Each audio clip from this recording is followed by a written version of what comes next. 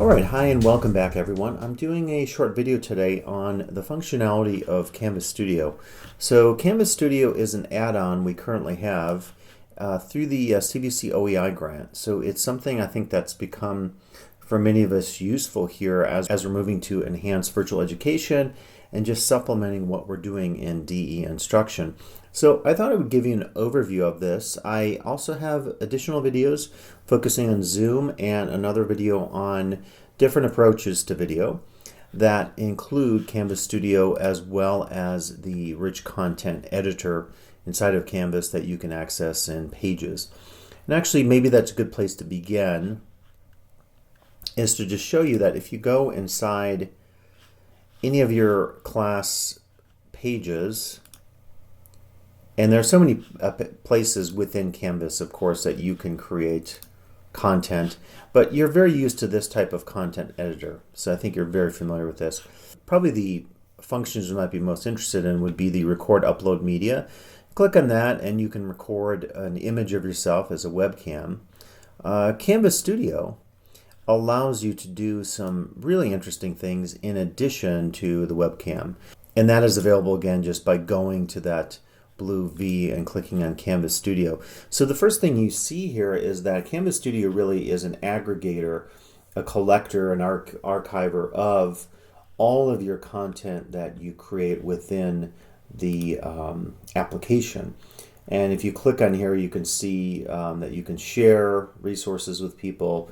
There are settings that you can click on here that give you various permissions, students or teachers or faculty to record media, accessing of devices, adding media from YouTube, and adding video quizzes to media. And obviously that would be just for teachers. And that last function is pretty useful because sometimes you want to do a video quiz, but you maybe want to break that quiz up in chunks such that you can ask students as they move through the video questions about the content. And there's a way actually of hiding the areas that show you where the quiz question pops up in the quiz, and that could in a sense force students to watch it entirely from start to finish. So something to think about there. You can also look at any third-party integrations. We don't, I think, currently have those, nor do we have developer keys. So I think the key here is to look at these settings when you launch Canvas Studio. And again, you can adjust the permissions here. Once you go inside Canvas Studio, you can very easily search any of your media by a keyword, a title, and then as we've talked about, you can add media. Now, I don't particularly see a reason to add from YouTube because, of course, you can just directly link to YouTube inside any content page. If you wanted to add, though, a file, something that's maybe important to you, you could click on that. This could be like a previous lecture or something of that nature. And then I believe it'll take a second here to perhaps load that up, but it will be available to us later. So if we go back to, I'm actually doing this here, I'm recording using Canvas Studio. I'm also trying to show you it. So I'm opening up a second instance of it, and I think that is going to work for us today. We'll see how that goes. It gets a little meta here, right? Trying to look at this. So these are various videos I've recorded just doing some of these tutorials or workshops. And these are either a combination of screen captures or just a webcam or screen plus webcam. Anytime you go to Canvas Studio, you see this similar interface. You can search, you can add, or you can record. Let's just look at the add button and see if we are able to add that.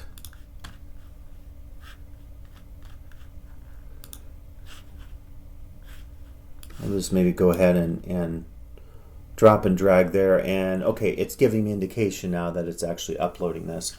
One of the things that's nice about Canvas Studio, and it might take a while to upload that, is that if you record a video and you hit the upload, it'll tell you how long you have left. Same thing with the upload of a video. I don't really need this in here, so I'm just going to cancel that, but I will hit remove, and then that's it on there. So again, if you want to add any media, you could do that. Those could be lectures from a previous source. If you're teaching online and you have video files, you could load those in.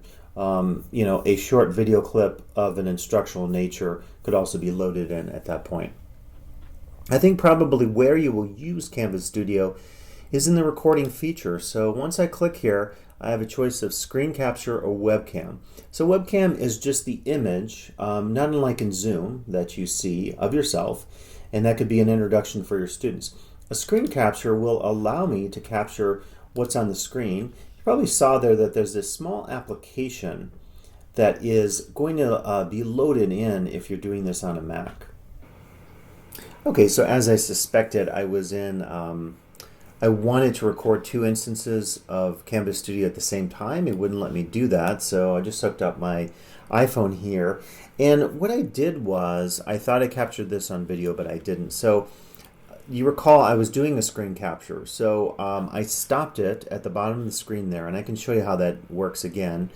And then what I was asked to do was to title it and then to hit upload. And so that's the current process now. This is about an 8-minute video, and it's taken, I don't know, just a couple of minutes now. I think it's 2 or 3 minutes in, so it's not super long. It will give me a estimation here of how long it's going to take, or it shows you the percentage, so you can see we're currently at 50%. Let's jump ahead here so you don't have to sit through this in this video. Okay, and finally my upload is successful, so I hit continue. And as you can see here, let's see, maybe I have to reload this. Let me try reloading. I don't see it showing up here. Sure enough, it's right there. So this is my media I just recorded here.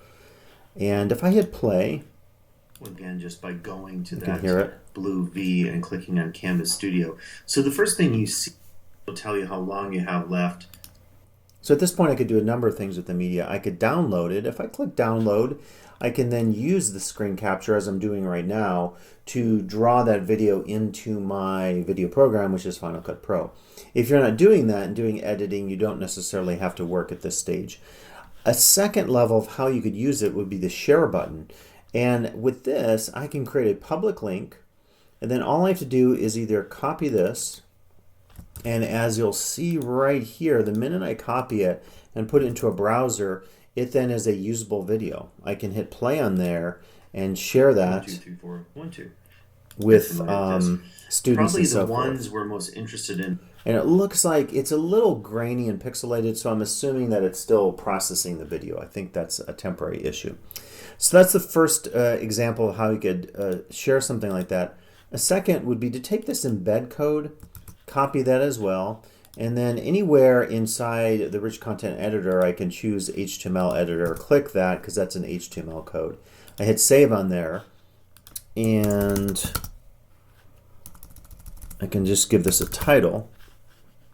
I hit save, and then you get a nicer embed of that video. So that's like one option you could think about. Very easy to do. Just remember that you're looking for that embed code, which is HTML, versus the link. The link, of course, is equally good. You can also share this with people, and you can do that through Canvas sharing. So that's like another option there. So I have the media. Again, at any time I want to go back to my entire collection of media, I have them all here, all the video clips. And these I'm primarily right here using for the purposes of creating videos for you that I'm editing, so I'm not too concerned about titling these in a very efficient or useful manner. If I did want to use these as lectures or use them in class content, then I want to be much more careful about how to title these and maybe give a description. Now then, another way to use it is we go back to any page in Canvas, like this one, and I would simply just delete this, and then all I have to do is bring up that blue V for external tools, click on Canvas Studio, and then right here I could insert that same video. I could allow comments or not, and I could allow it to be downloaded or not, hit embed, and once I do that, save it, and you'll see it's a bigger video image it's going to publish right here. So that is pretty good. And then I guess I haven't tried this part yet. I could do a comment at different parts in the video. So I could do that, and it will have the comment. looking at insights here. It'll tell, I guess, who's viewed that video or maybe made comments, caption requests, and then details about the video. So there's a lot that you can do with a video inside here of any content page in Canvas just using Canvas Studio. So pretty useful, I think, as a tool. Just want to show you one more time how this process works of recording media. Again, I'm using here the iPhone camera since I can't get into the loop of recording a second instance of Canvas Studio. You're familiar with the functionality of the bars up here, but we're going to click on record. Again, I would want to choose screen capture or webcam capture, depending on what I want. I'll choose screen cam capture. And again, there's a Mac application that it asks to load. Sometimes this stage can get a little finicky, and it'll go and ask me to do that process again if that happens on a Mac. So down here on the record, if you can see that, let me actually took a screenshot so you can see a little bit better what's going on here. But you'll basically, okay, that's better. Just moving my monitor so you can see this a little bit better. So you'll see screen, webcam, and both. So if I want a screen capture like I'm doing to record these videos, I click on screen. If I want webcam, it's just the image of me, like you could do with the rich content uploader or recorder.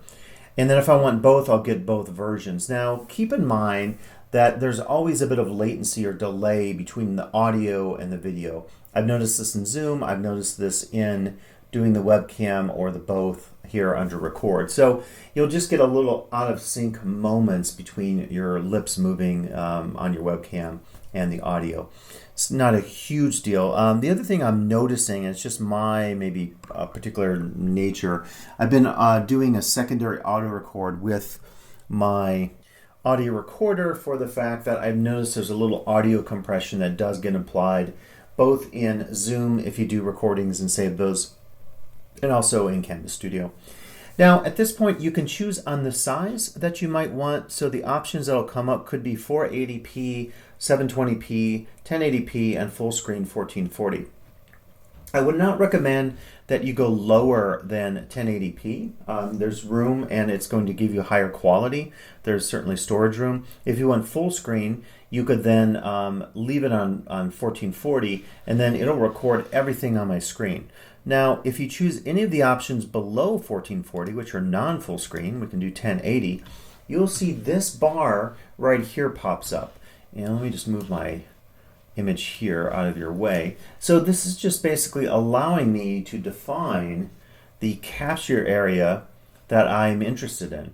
So if you're not sure about this, you can make this as big as you like, and then again, if you're using audio or if you're using a video program, you could crop this later. If you're not doing that, you probably want to get fairly precise about what area you want to capture on your screen, but pretty easy to manipulate, as you can see.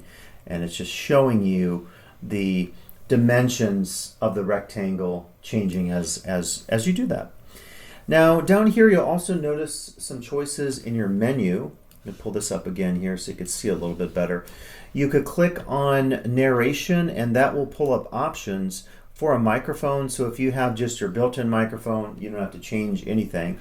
This is your VU meter. It's just showing you the level of your microphone. Typically that is set standard with most of your software, your system preferences. If you're using an external mic like this blue microphone here, I actually have what's called a gain setting that I can adjust. I think it's on the back of the microphone.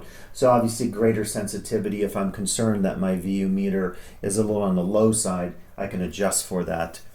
Depends on how picky you are as far as your audio quality and things of that nature. So think about that if you were so inclined.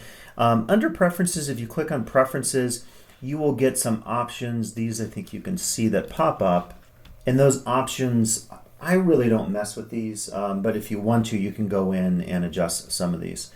Just take a look and play with them if you like. Now, in addition, we can also click on the down here. Let me show you my screenshot one more time. If I click on this, it's an annotation tool, okay? So it's very similar to what you see in Zoom. So clicking on that, it would allow me during my recording to annotate on the screen. I'm going to tell you though, a little tip here. I'm doing this in real time and I'm getting kind of some latency, a delay in it. So I don't know, it could just be how this technology works. But as you can see up here, I can choose colors. I can have options for the width of my drawing. I could choose lines, arrows, boxes, ovals, highlight, speech bubble, text area. And I can erase, and then it erases everything. Also, you'll notice when you record in Canvas Studio, it does a highlighting above the cursor. It does a yellow highlighting, so that's kind of nice for emphasis. If I don't want this, I could simply click out of there, click done, and then it's not going to show up. So it's fairly easy, again, to start a recording. And just to show you what that looks like one more time, again, I'm loading that program down here, the screen capture, and if I'll just do full screen here, so I won't get the surrounding selector to decide on the area because it's the entire screen, and then I hit record, get the countdown timer happening, and then it tells me to go. So I'm recording at that point, and then you didn't see this before, so when I'm done here, it's actually like a pause button. I click that, and you'll see at the bottom of the screen, you'll see the done button. So all I do is hit the done button, and then it asks me at that point to title what I've just recorded, and then I could put a description. At that point, I'll hit upload, and you'll see this is very quick because it was only an 8-second video. So that's not a typical video that you would probably be recording. And then I'm done, I hit continue, and that's it. And then it's available here. Keep in mind in a couple cases, if you want to download the video, if it's a longer video, when you click here, if you don't see the download option yet, it means it's still processing the video. So you would want to come back, and you'll see my previous video I recorded today has the download option and the share option. And so just wait a couple minutes if ever you don't see those options for sharing or downloading of a video. So I think that's it. As far as Canvas Studio, again, I want to say that I think Canvas Studio is a very versatile tool. If you want to do screen captures, if you want to do tutorials to take your students through a web page or a piece of software, it can be very useful for that. You can also combine that to personalize a little bit with the dual feature of having the webcam recording you in real time as you're demonstrating something on the screen, and also recording that screen capture. So what I would recommend is if you're doing anything involving a tutorial, an on-screen demo, definitely I would use Canvas Studio. If you want to do live video, of course, we would want to use Zoom for that. It's our best tool available. And then lastly, if I only want to do a webcam of me talking as in a lecture, I wouldn't recommend using Canvas Studio for that. Just click on Record, Upload Media, and then choose the option there in terms of doing a recording. It's I would say much easier to do it that way. So that is it today on Canvas Studio. As additional questions come up, let me know. I think it's a really useful tool that you can use to maximize your sense of interactivity with your students in your Canvas class. So good luck, and I'll be back with additional videos here in the future.